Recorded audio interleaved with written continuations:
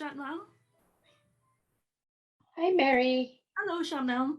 How are you doing? You're actually live now, so you can start. I'm live. Oh, wow. Yeah, Okay. great to have you here. Oh, wow. Thank you. Thank you. Because I'm also looking at the other screen and then I think there's a delay. But anyway, There then is, yes, I'm there is talking. a Yeah. little bit of delay. Okay. All right. Cool. Cool. Yeah. All right. Now I see myself. Okay. Very good. Let me also make sure I mute that side so then it doesn't interfere myself here. So yeah, wonderful. Perfect, thanks. Really good to see all of you here, even though I can't really see you, but I know you are there. So yeah, and also the last session of the day, so I have the responsibility of keeping everybody awake. So yeah. So very nice. Yeah. So yeah, should I be starting right now, or I think I can, right? Yes, please do. Thank you. Okay. All right then. Yeah, and I am going to now, instead of sharing screen, I'm just going to do the picture-in-picture thing. So let me kind of do this. I think I was told that you can essentially put me in there. Can folks see me? Okay. Yeah. Okay. Yes, we can. Thank you. All right then. Yeah. Okay, cool. I just want to make sure that I look okay, right, in this screen here. All right. So I'm just going to start now then. Okay, so welcome everybody to my talk. It's about stateful microservices in the cloud native world.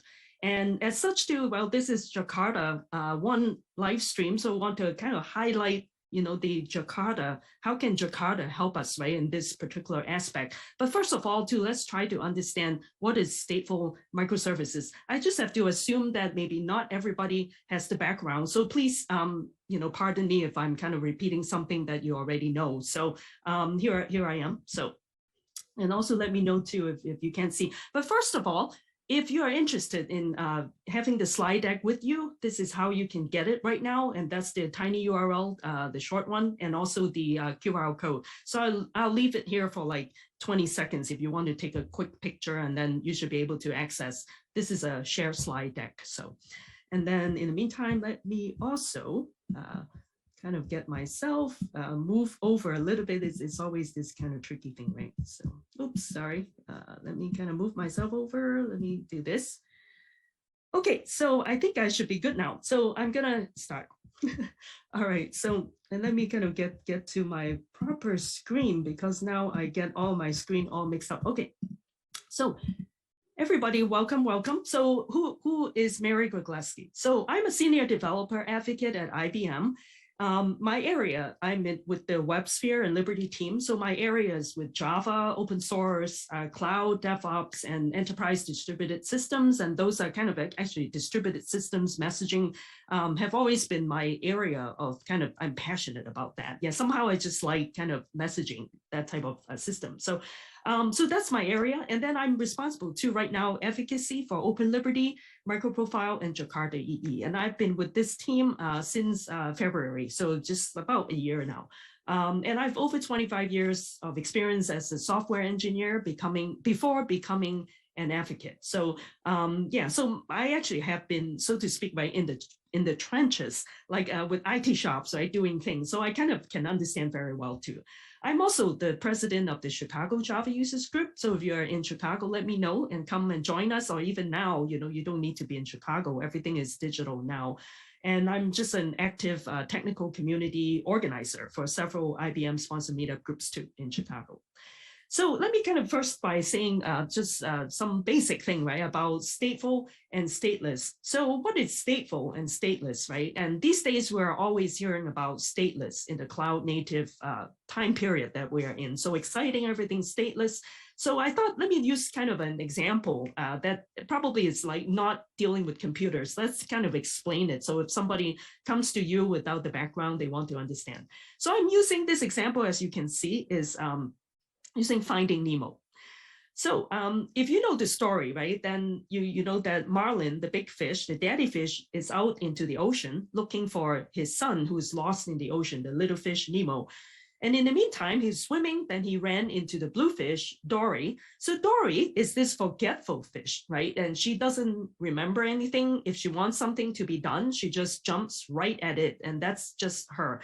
Whereas marlin is this fish that can make connection to things. It's like, for example, Dory saw like a bunch of jellyfish that kind of swam by, and she was all excited. She wanted to swim with them and jump on them. And then marlin said, wait, don't do it, because then these jellyfish can sting you. So don't do that. So I think you can probably guess as to why I'm using this analogy, because it's stateful, right? It's sort of like when we're dealing in the computing sense, is that we will remember the context, right? We will have the memory of where we are and what we're supposed to be doing and everything. And then stateless is basically just the opposite. It's essentially a happy-go-lucky fish, in Dory's case. She doesn't remember anything. She goes and do whatever she wants at any time, kind of thing. So I'm just using this example. It's pretty kind of like a very, kind of crude kind of example. It doesn't explain everything, but I think, initially, if I try to like explain the concept, I feel that would be kind of an appropriate one to use. So, okay, so now then let's get a bit into the discussion part. So, I'd like to first talk about how computing life, right, used to be simpler. Used to be dealing more with stateless computing. So what is stateless? So stateless really is a communication protocol that does not retain any session information. So the state of data does not get recorded between transactions. When your data travels, through the wire, through different network boundaries, different, physical devices and all of these things, you don't care. It just travels through it. You need something, be done, it will be done. So as a result to your architecture of your system, the design, the implementation, everything is simpler. You want to scale the system? No problem. Just kind of, spin up another node, get another pod up and, fill your cluster. Everything is just more like spin it up. Don't worry about it. It just starts.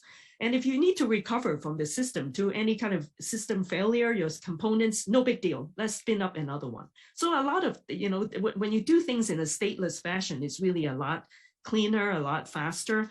And also kind of, it's very often to kind of compare with when you're doing like functional style of programming, right? When you do something stateless, is when you don't need to remember the state, it's functional. It's more like, I need something done, pass the data through the formula, you get your result, you're done. You don't need to worry about saving anything, recording anything.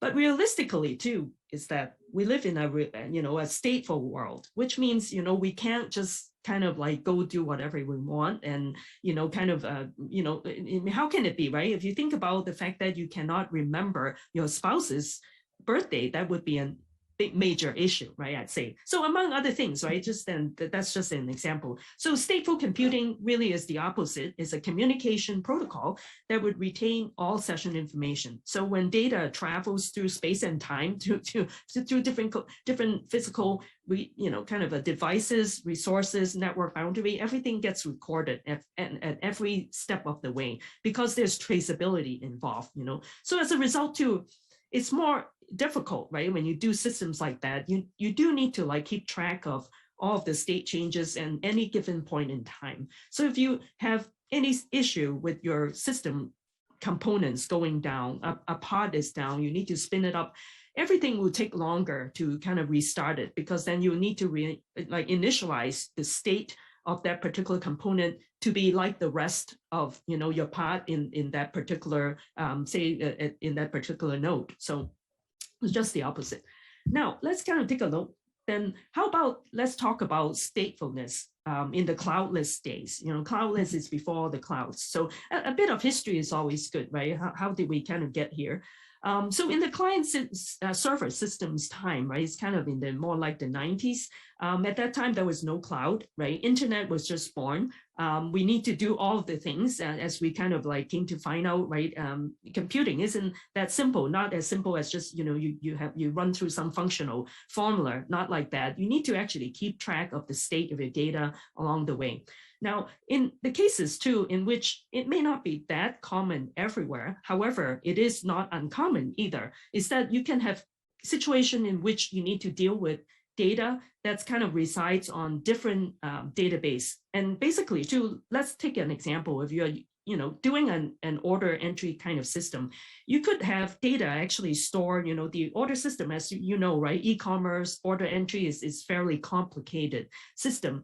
You can have an order entry, the managing all of the orders, the resources are in one database. Let's say it's a DB2 database, and then you actually have, your customer data maybe stored in another ERP system. It could be kind of a Sybase database, like something older. Let's talk about that. I used to work for Sybase. So, okay, so now just example of using two, right? But in reality, you can actually have, even like the same vendor, you can have multiple copies of databases that are keeping track of different things at different point in time. So how do you kind of keep track and coordinate all of the data to be all kind of in kind of coherence fashion, right? That your order doesn't kind of all the data doesn't travel through all of your database and kind of get corrupted and everything. So what it used to be done is we're using a two-phase commit type of protocol. And in that protocol is that it will require a coordinator to be dealing with this kind of scenario. So take, for example, right, this two-phase commit protocol is actually still in use today too in some of the sharding, for example, in some of the cloud infrastructure. So two-phase commit. So what it does is that, instead of, okay, let's put it that way. I have like, I need to have data that I need to coordinate on using example DB2 and a Sybase database, let's say in Oracle. So the coordinator will kind of do a two-pass. So the first phase is that it will come through each one of them in a very synchronous blocking fashion. It will kind of go to your DB2 and ask, DB2, are you all done? And then so DB2 comes back and says, yes, I'm all good. Whatever I needs to do can be committed. So we pass back this vote, back to the coordinator. Then the coordinator will go to the next one, go to the Sybase and ask the same question. And the Sybase will say, okay, I'm all good too. So then it collects all these votes and then go to Oracle. Oracle says the same thing. So after essentially this coordinator has gone through every single, database instances, then it will come back and collect and look at it and say, okay, everybody is good. So now let's tell everybody to commit. So it will go to DB2 and say commit, commit, commit like that. But of course, during the commit, something can go wrong and then you have to like immediately roll back and that's another issue. But you get the idea, right? That's how like two-phase commit was done.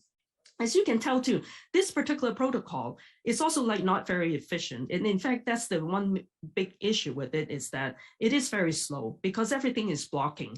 Let's say if I'm dealing with the DB2 database, the rest of the databases are waiting, they can't do anything and they have to wait for this coordinator to be ready and kind of be told what they can do or what they need to be doing. So in that case too, it becomes kind of a bottleneck, right? And so that's kind of a big kind of a drawback in this kind of approach.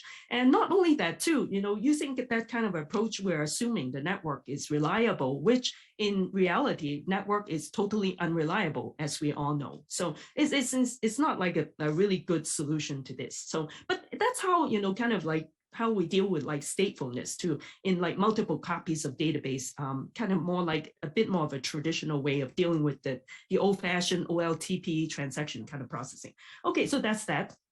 Now, then let's move on to Java, right? Before the cloud, actually with Java, right? Enterprise Java, before like Jakarta EE, there's a Java EE. Then before Java EE actually was J2 EE, so Java 2 Enterprise Edition. So which is something I also worked on in the very beginning of my Java career in like, I think year 2000 or 1999, something like that. So in Java, as we all know, then we have Enterprise Java Beans, EJB, right? There's also, there's session, EJB, which can be stateless session, which actually completely doesn't keep track of the state, right?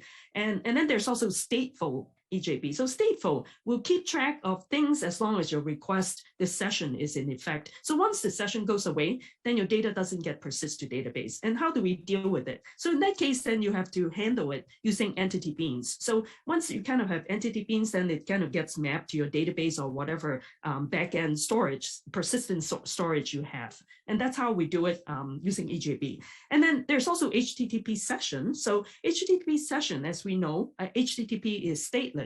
And then we're kind of talking about servlet. But the thing is that, which the session is that we can actually leverage on the session and keep track of data to be like, consistent within a particular HTTP session. So that's kind of the Java on the application side. And then now, let's then take a look into client side, like caching of server responses. So I'm sure too, if you're familiar with like web-based programming, then you're familiar with cookie-based authentication, or like right now too, in the newer way of doing things is dealing with JSON web token. So the differences are that cookie-based is essentially a bit slower, because then your cookie will carry the session ID and present the ID to your server side. And so when it is well, when it gets kind of approved, then the server says, okay, you are good, then basically to the request, the client will have to go back to the client side essentially and kind of take the payload and basically travel across the wire again and present it to the server. So it's a bit kind of slower. Whereas like with JWT is a little bit faster, because JWT will carry both the session ID as well as the payload at the same time. Once he gets authenticated, then the payload is there and you can present it to the server. So that's how kind of like the client server systems used to handle all of these things. Now then let's kind of move on to the cloud native environment that we're all kind of in, this new kind of way of doing things now. Well, isn't really that new, right? But it's since like 2010. So how do we then deal with like stateful microservices? Because when we talk about cloud native, we're all talking about stateless. Everything is stateless. There are lambdas, right? In AWS, for example, and different, kind of like in, OpenWhisk too is the form of like serverless kind of like computing, all of these things. So how do we deal with it? So here it is, a picture too, is about stateless containers. So how do we maintain state, right? So let's kind of take a look. But let's also first kind of understand a bit too about cloud native computing. It really is an overarching approach. So essentially, cloud native is an extension to cloud computing by addressing the true needs of the enterprise level distributed business application systems. So what are these true needs, right? So Netflix coined this term, cloud native, in the early 2010s, and essentially they wanted to leverage on the cloud to meet their goals for their systems to be highly available, scalable, and performant. Now, those are kind of lofty kind of goals, but how do we achieve it, right? Is the question in it. So everybody wants it too. We want highly available systems, scalable, and performant. So in cloud native too, and also just a bit of a background, is that there are also 12-factor application, this principle, which I think earlier I saw, I think it was Adam, Adam Ben that also talked about 12-factor, but I'd like to just bring up quickly, then I won't dwell on it as much, assuming that you have already seen that, and also maybe some of you are already very familiar, but just for the sake of those who are maybe new to this. So let me kind of go through it again a little bit. So the 12-factor application is essentially a methodology that was drafted by developers at Heroku. It's a set of guidelines or best practices for portable and resilient applications that are well suited to be in the cloud environments. And one of the factors indicates the need for self-contained services, which are to be deployed as stateless containers. And essentially too, that's what is referring to now we're understanding, is that we're all using microservices architecture to achieve that, because it can satisfy that type of a requirement. The nice thing about microservices architecture is really a set of principles, and it doesn't like enforce how you do it. It's basically saying that those are the concepts. Those are like solid concepts that any applications must follow in order to achieve, portability of your system, and also very efficient and everything. So, okay, so now then let's kind of take a really quick look then into this 12-factor again. And as such, I won't kind of step through all of it, but wanting to point out too, of all of the aspects of 12-factor, right? If you look through, then essentially number 6, the processes, is you want to execute the app as one or more stateless processes. And then also number 9, I want to point out disposability. Oops, I guess I kind of accidentally switch it. So disposability, right? Number 9 is basically we want to maximize the robustness with fast startup and graceful shutdown. So everything has to be very clean, very fast and everything. So that kind of suits it, right? It's really a stateless type of systems environment that we're aiming at. So how do we then deal with maintaining the state, right, in this type of environment? How do we preserve the state, right, across session, right? One session, you do need to keep track of, what client it is. You don't want to, every time a client comes in, let's say I already have this component servicing this request, why do I need to restart every time? If, I go back every time and fetch new things, from the client, I need to restart. So no sense of doing it. So there's a certain amount of stateful kind of data that needs to be preserved, during a session, for example, or even like sometimes between sessions too. And then there are also transactions too. Same thing I talked about earlier with transactions. We want to kind of maintain the context too, and also across different network boundaries. So, okay, so let's kind of review quickly, right? So for techniques and mechanisms, they are like cache, which I kind of talked a bit about earlier, or did I? Yeah, okay, but anyway, but they are like caches too, cache too. So cache is essentially, that's what you can have, right? You kind of keep it sort of like in temporary memory, these data that you can kind of reuse during your session, right?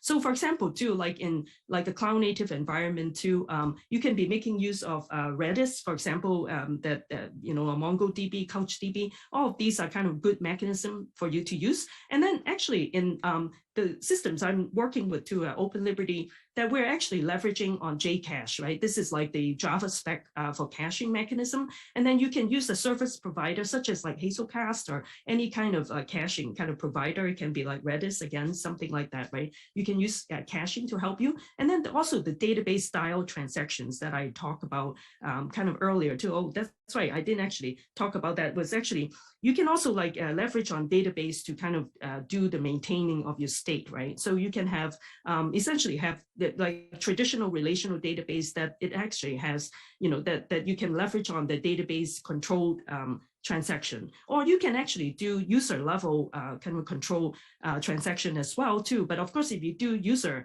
level transaction, then it's definitely more work, on your application code side. But normally too, we rely on the database engine to manage transactions for you.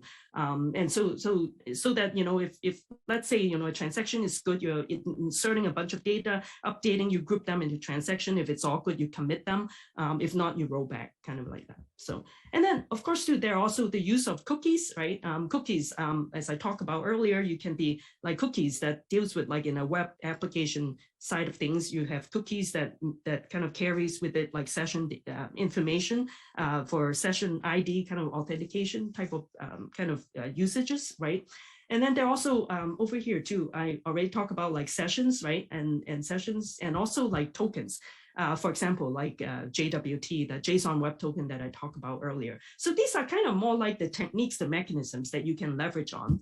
And let's then take a look then a little bit step up into like cloud native infrastructure. So when we talk about cloud native these days, we cannot get our, kind of our talks away from Kubernetes because it is just everywhere. It is the de facto standard for orchestrating containers, like a world of many containers. So containers we know are everywhere. They are managing kind of application for us from many levels in a cloud native environment. So let's kind of step into Kubernetes and take a look at how Kubernetes kind of handle the statefulness of data. So first of all too, as we all know too, if we're kind of doing like complicated scenario when you need to duplicate or replicate your data or your state of your data in your system, right? There are Kubernetes, there are clusters, or having like worker nodes, all of these components get replicated, the pods and everything. So one thing too is I want to point out is that it's also very important is having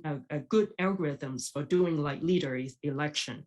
Why? Because for example, right, in a real life scenario, you can be doing like, you can have components that actually, let's say doing payment, right? So you can be, let's say a simplest case is, let's not make it way too complicated. Let's say it's just two components, they are doing payment. They both get replicated, each doing the same thing.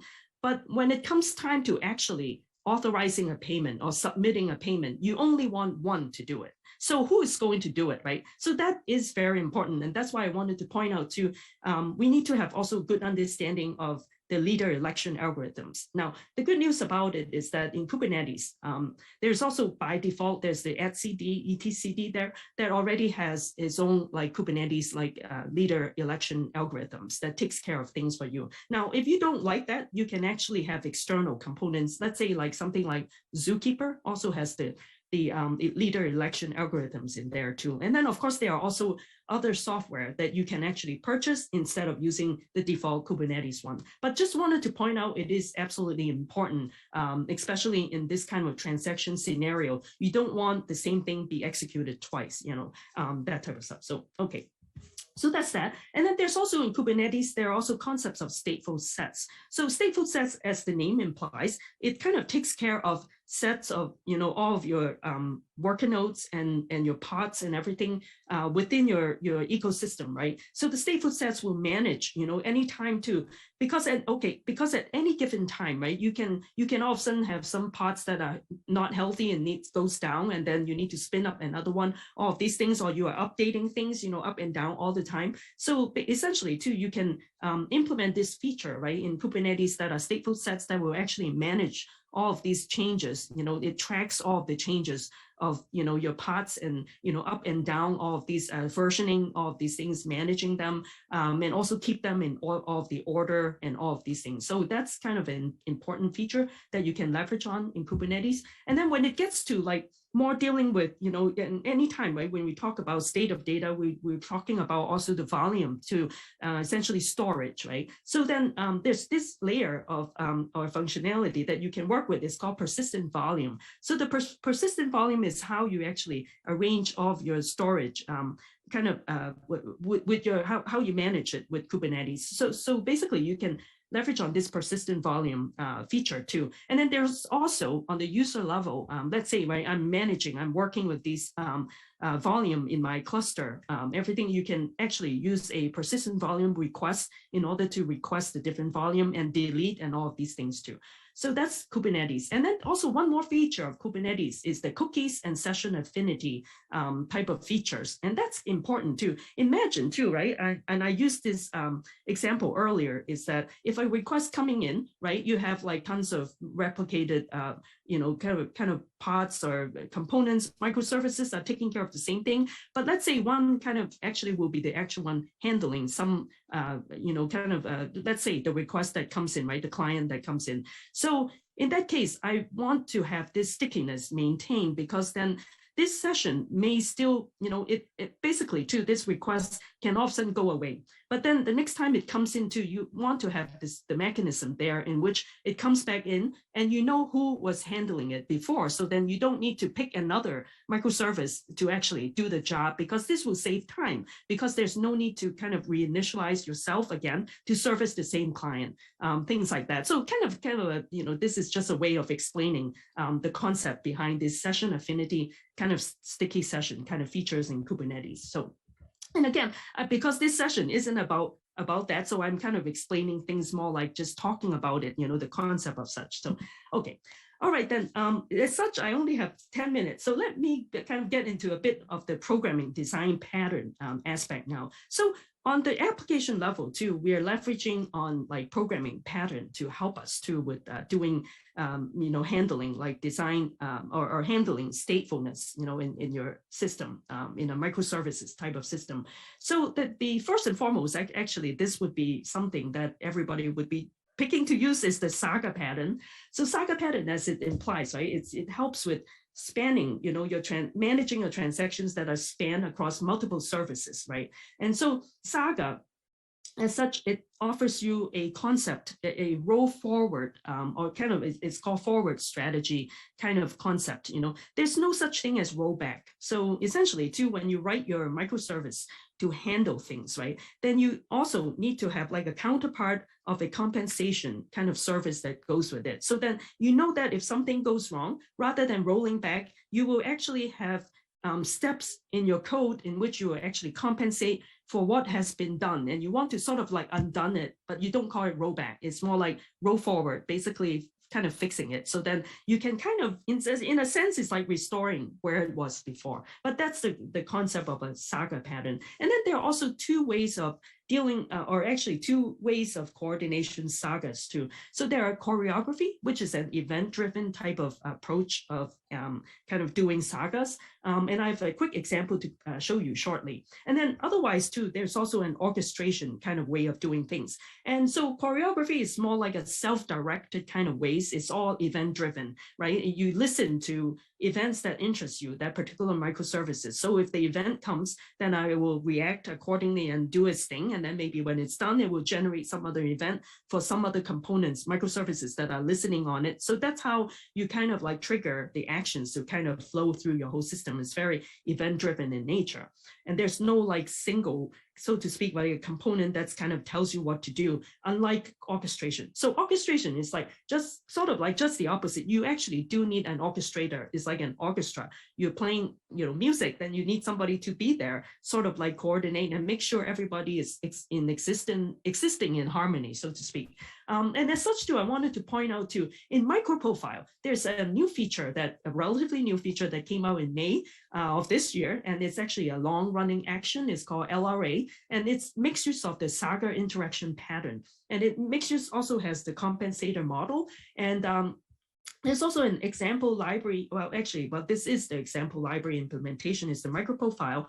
And as such too, it makes use of the orchestration way of doing things. Now, the thing is too, I don't currently have an example, the demo, and that's something I still have to kind of do. But I wanted to quickly show you a design too, as to how we can maybe leverage, right, to kind of show some concept of this choreography, event-driven Saga pattern. So let's take a look at, an example to kind of illustrate this concept. So I have actually a shopping cart example, very simple. All it's doing is that it takes an order. When an order comes in, let's say, I'm using Kafka, some order happens in here, then it produces an event. So that's where when my order microservice will listen to this event is something called order generated. Then the order will then be put to work, right? My microservices will kind of do all these things and set up the order and set up all the proper statuses and all of these things, and then kind of like, find, the item number, is it in the catalog? And then essentially too, once all of these things gets kind of put in place, then you'll have an order created event that gets generated. Now this event is being listened on by two microservices. One is an inventory check, and the other is the credit check. Now, again, this is a simplified kind of a real life scenario, but simplified. But in reality, you can have more than one microservices listening on this particular order generated event, because you are doing many things at the same time. But for the simplicity, we say we need to go and check the inventory and making sure that the items that the request is requesting for is in place. So that's when you have your inventory check. Microservice will go off and does its own thing, and then the credit check at the same time will say, okay, cool, we get the credit card number. Let's kind of make sure that this is a valid credit card. All of these things, it hasn't expired, blah blah blah, all these things. So these two microservices will be busy doing its own job, accordingly. Now, in the meantime, while they're doing everything, we also want to update to maybe sending back update to the order microservices, because too, we also keep track of a list of status of this order. So let's say, as you can see too, I kind of put it over here. There's order created, order inventory validated, all of these status that indicates the state of the order too. So as you can see, this kind of usage can be very complicated in the sense that you can have multiple things happening. The status of everything can be changing at any time. So you need to kind of have a way of keeping track of it. Now, one way to kind of keeping track of it is using event sourcing, for example. Now, I won't have time to talk about event sourcing, but essentially too, event sourcing is you're keeping track of the state changes of this order at the same time. So we can be using a kind of event sourcing to keep track of the state changes too. Okay, so now let's kind of, how about if we kind of go back, right? These two microservices, let's say inventory check does its job, it's all good now. Then it generates an order inventory checked, kind of indicating is successful checking. I have the 10 bottles of wine that this request is asking for. So then it will generate the order inventory checked event, which is listened on by the payment processor. Likewise, the payment processor cannot do anything because it's waiting for credit check to come back. Now, let's say my credit check goes to the payment authorization provider, check and make sure the credit card is good, all these things are good, running through all the checks is all good, then it generates an order credit check. So in that case, both events gets generated, then my payment processor said, okay, all good. I am expecting these two events, they come, then I can do my work. In the meantime too, you also want to kind of go back and update your order now. Then we'll be saying that, okay, order inventory validated, order credit validated. In the meantime, payment processor will then go and does its own thing. Now it's the real deal. I'm going to make a payment, then I'm going to go through and send my payment to the payment authorizing provider, right? And all of these things, which is quite complicated, which something I've done before. So it kind of goes through different steps and external services to do all of these things. And so while this is waiting, everything is kind of waiting. Let's say it's all good. Then in that case, the order is paid. It will receive a payment, a proper kind of status that comes back from my payment provider and says, okay, order is paid. I'm all good. So in that case, then I know with this event, then payment processor will then notify the shipping processor. So the shipping processor can now get busy, go and fetch things from the warehouse and then ship to the receiver. In the meantime, too, I'm doing a lot of things to update my order, making sure my order payments process is paid and shipped, all of these things. Now, in this particular case, let's say everything is good, then there's no need to invoke the compensator microservices for doing any kind of compensation. But if there's something goes wrong, then you have to actually execute this compensator so that everything wouldn't happen. This whole thing wouldn't happen at the end. So, okay, so I think I might be talking a little bit too long, and I think I should kind of move back onto my slide, which is also like towards the end now too. So that's kind of like a quick kind of example illustrating the concept of this. So, and I also wanted to bring up quickly, what about reactive, right? Maybe I won't talk about as much because that's an area I've kind of worked with before, but I just wanted to point out doing microservices too, you can also kind of use a reactive type of approach. The one big difference with it is that then you'll be making use of streams, as your data. And the nice thing about doing reactive is that it manages back pressure. So now I won't kind of get into all of the details because I realize my time is running short, but if you're interested, we can talk more too. But I do want to kind of point out a couple of code examples that if you like to try out. And I don't think I have enough time, or do I, to kind of show things, but I can quickly show too. There's also, like, I wanted to point out is the Open Liberty session persistence. This one isn't using the Saga pattern, but like I said, Saga pattern has yet to be built, and that's something is in my plan. But in the meantime, I wanted to show you Open Liberty session persistence using JCache and Hazelcast too. So you can actually go to our Open Liberty IO guides and then session two. So let me kind of quickly show you, even if we don't have time to kind of try them out. Okay, so go back to my, actually I should have opened it here, Open Liberty, right? And basically go into guides. And as you can see too, they are not just Saga pattern, not just everything. We have like about 58 guides in total. They're also, the red ones are run in cloud, right? So you can actually try them out without worrying about installing all of the requirements too. So that's a nice thing if you want to try the cloud interactive ones. So now in this case, you can kind of go through different categories. If you go to persistence, this is the one that I was going to show you.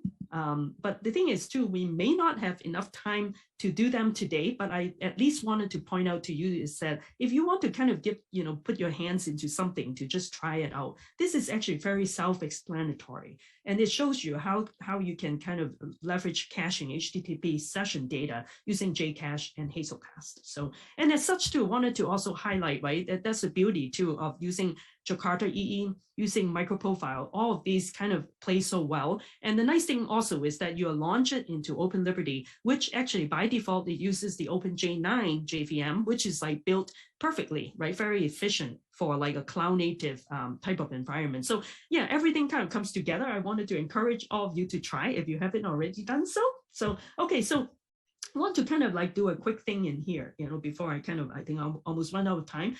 Essentially too, this set of exercise will involve like two microservices, a system and also an inventory one. So if you kind of read through it, it will explain to you, but essentially too, we are trying to show you is a very simple kind of shopping cart scenario, and is leveraging on JCache and basically have Hazelcast as our provider to do it. So you can kind of work through all of these guides, and then there are also two directories too for all of our guides here. There's a start and a finish. You always want to go to the start directory if you want to work through all of the examples, and we'll provide you guidelines on what you need to do. Create your class files, set up your configurations and everything. And it's like, nice thing about this is leveraging on microprofile, on Jakarta EE, of doing like RESTful, JAX-RS, for example. These are all like standardized type of features that we can leverage on in the Jakarta EE in the microprofile implementation. And also then, as we all know too, microprofile is so flexible, right? It's kind of microprofile 5.0 just got released today. I saw Emily kind of advertise for that. So, and of course I'm aware of that. So that's wonderful too. So 5.0 is there. And so it's really nice. I mean, the more I'm using it, I really feel it's really like very flexible, and it supports like 9 different implementations of the runtime, of which, Open Liberty is one of them. So, okay. And over here too, you can just follow all of these. Like I said, all of these, example here, the cart, application, as you can see, and the cart resource is basically making use of the JSON P, JSON B, and all of these things that some other speakers already talk about. But the thing is, I just want to quickly kind of show it to you. So if you want to give it a try, please do so. Okay, so instead of me kind of stepping through all of it, since I'm kind of running out of time, I'll go back to my slides and kind of wrap up quickly now. So, okay, here we go. Oh, I guess the wrong side. Let me go back. Okay, here we go. So that's our kind of sessions. And as such, you can reference my slides and you'll be able to get to all of these. And another example is a stateful open liberty application in Kubernetes, which Graham Charters actually put together this. And I kind of looked into it. I think it's a good way for you if you want to take a look at stateful, the stateful sets in Kubernetes. And we're using the Nginx as the ingress controller to do that too. So if you want to take a look at that one, and then some more resources and links in here too. As such, all of these, right? These are all the code examples, design patterns, open source libraries that I've talked about in Open Liberty. And all these two examples I've tried out: Saga design pattern, microprofile LRA, and the LRA block too. And I'm hoping too to actually work on an actual example of the Saga, so then I can share it with you later too. And these are links to all of the Open Liberty microprofile and Jakarta EE. And the next one, wait. Here we go. And then there are also other resources from IBM too. If you want to, read up on cloud DevOps, cloud native, all of these, please kind of reference this page. And then I'm also on the IBM Developer Twitch live stream every Wednesday. If you want to join me, this is the link to our Twitch IBM Developer channel. And then we also have our Expert TV and meetups too. There are all kinds of shows on there, all free. So please consider joining. And also my Chicago Java users group, we do have at least once a month, we have meetups, and sometimes 2 times too. So please consider joining. And there's also the public, or actually free tier IBM Cloud. If you sign up, you get a $200 credit if you want to try it out too.